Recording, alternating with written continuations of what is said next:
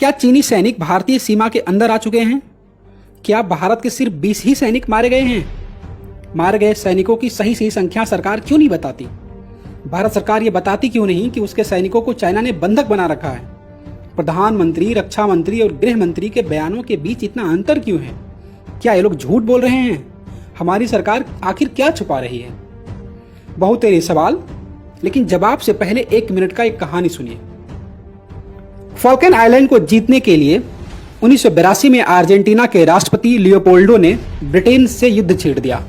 तब ब्रिटेन के हालात अच्छे नहीं हुआ करते थे। इस युद्ध में एक छोटा सा देश अर्जेंटीना एक के बाद एक ब्रिटेन के 6 युद्धपोतों को तबाह कर दिया। पूरे ब्रिटेन पर बमबारी हो रही थी। ब्रिटेन के सैनिक भारी संख्या में मारे जा रहे थे। ऐसा लग रहा था कि 2 या 3 सप्ताह की लड़ाई में अर्जेंटीना ब्रिटेन से युद्ध जीत जाएगा। उस समय ब्रिटेन के प्रधानमंत्री हुआ करती थी मार्गरेट थैचर। मार्गरेट के लिए यह युद्ध जीतना उनके जीने मरने का सवाल जैसा था।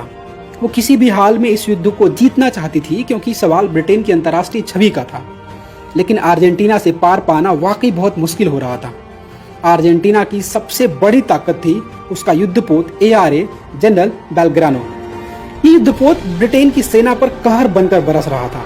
दरअसल ब्रिटेन की सेना की सबसे बड़ी परेशानी ये थी कि ARA जनरल बेलग्रानो किस लोकेशन से मिसाइल छोड़ रहा था, ये ब्रिटेन की सेना को पता नहीं चल रहा था। और अर्जेंटीना के लिए यही सबसे बड़ी कामयाबी थी। अर्जेंटीना की ARA जनरल बेलग्रानो एक ऐसा युद्धपोत था जो इस लड़ाई का 80% खुद अकेले लड़ रहा था। मार्गरेट थैचर को समझ में आ गया कि ब्रिटेन अब जल्द ही ये युद्ध हारने वाला है। फिर ब्रिटेन का एक प्रोपेगेंडा शुरू हुआ।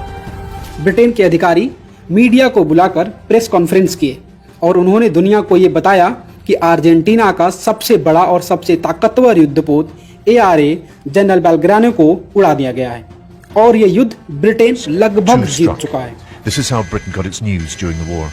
The Argentinian cruiser General Belgrano was hit by torpedoes fired from a British submarine. जब ये खबर अर्जेंटीना पहुंची तो अर्जेंटीना के विपक्ष राष्ट्रपति लियोपोल्डो से सवाल करने लगी कि अगर आप ये युद्ध हार चुके हैं तो हमें झूठा दिलासा क्यों दिला रहे हैं कि हम जीतने वाले हैं। राष्ट्रपति लियोपोल्डो और अर्जेंटीना की सेना ये बार बार इनकार करते रहे कि उनका युद्धपोत को कोई नुकसान हुआ है, लेकिन विपक्ष और वहाँ की मीडिया हंगामा खड़ा कर दिया। जगह जगह राष्ट्रपति लियोपोल्डो के खिलाफ प्रदर्शन होने लगे। अखबारों में बड़े बड़े आर्टिकल लिखे जाने लगे। विरोध इस कदर बढ़ा कि उनकी ही जनता उनके ही खिलाफ सड़कों पर आ गई। आखिरकार सेना और सरकार दबाव में आ गई और दबाव में आते ही राष्ट्रपति लियोपोल्डो ने अपने सबसे बड़े और सबसे ताकतवर युद्धपोत ARA जनरल बेलग्रानो की सही जानकारी युद्धपोत किन तैयारियों के साथ है और किस लोकेशन पर है ये बता दिया। इस जानकारी आने के सिर्फ चंद घंटे बाद ही ब्रिटेन ने ARA जनरल बेलग्रानो को अपने निशाने पर ले लिया और इस युद्धपोत पे एक के बाद लगातार 3 मिसाइल दागे गए। चंद मिनट में ही यह युद्धपोत तबाह हो गया। युद्धपोत पर तैनात करीब 600 जवान बेमौत मारे गए।